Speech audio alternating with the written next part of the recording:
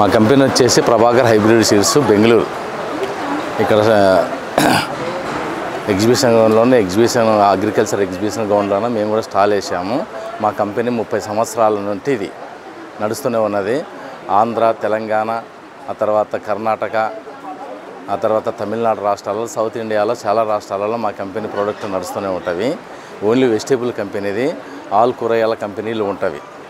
టమాటా, chilli, కాకర, బీర, సోర, all varieties వెజిటేబుల్కి సంబంధించిన వెజిటేబుల్ అన్నీ ఉంటాయి.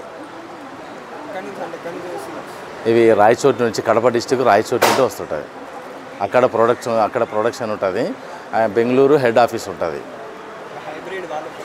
మేము ఇక్కడ తెలంగాణ రాష్ట్రంలోనే సేల్స్ ఆఫీసర్గా పనిచేస్తాను. నా పేరు వెంకటస్వామి. మేము అగ్రికల్చర్ ఎగ్జిబిషన్ ఎక్కడ జరిగితే అక్కడ ఉంటుంటాం మేము తెలంగాణలోనే. లేదు, ఇది దాదాపు 10వ టైం ఇది. మేము ఆన్లైన్ డెలివరీస్ ఉండవు. షాప్ దగ్గర ఉంటుంది. ఇక్కడ హైదరాబాద్లో ఉంటుంది. ఆ తర్వాత ప్రతి మండలంలో ఒక షాప్ ఉంటుంది మాది. ఆ షాపుగా ఆ ఏరియాలో ఏ కూరగాయలు పోతావో ఆ కూరగాయలకు సంబంధించినటువంటి ప్రతి ప్రోడక్ట్ అక్కడ ఉంటుంటుంది.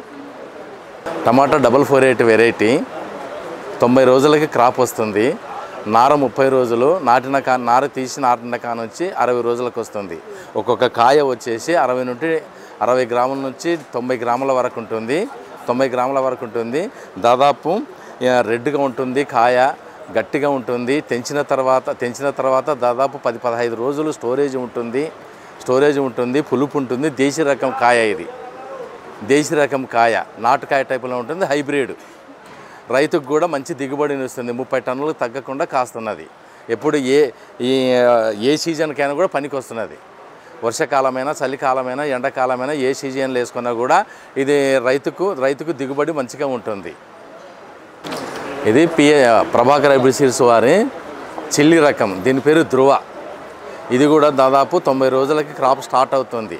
క్రాప్ స్టార్ట్ అయిన కానుంచి దాదాపు 3 నెలలు కాస్తుంది.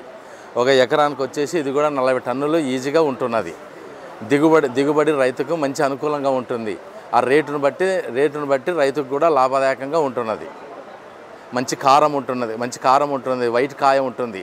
స్టోరేజ్ కాయ తెంచిన తర్వాత వారం 10 రోజులు స్టోరేజ్ ఉంటుంది కాయ.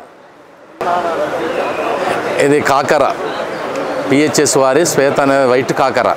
కొన్ని ఏరియాలలో మంచి డిమాండ్ ఉంటుంది. అన్ని ఏరియాలు పోకపోయినా కొన్ని ఏరియాలలో ప్రతి ఏరియాలో కూడా పోతుంటుంది. ఇది దాదాపు నాటిన కానుంచి 60 రోజుల క్రాప్ స్టార్ట్ అవుతుంది. 60 రోజుల క్రాప్ స్టార్ట్ అయ్యి ఆ తర్వాత 3 నెలలు క్రాప్ కాస్తూనే ఉంటుంది. 2 రోజులకు ఒకసారి కటింగ్ జరుగుతుంది. మంచి దిగుబడి ఉంటుంది.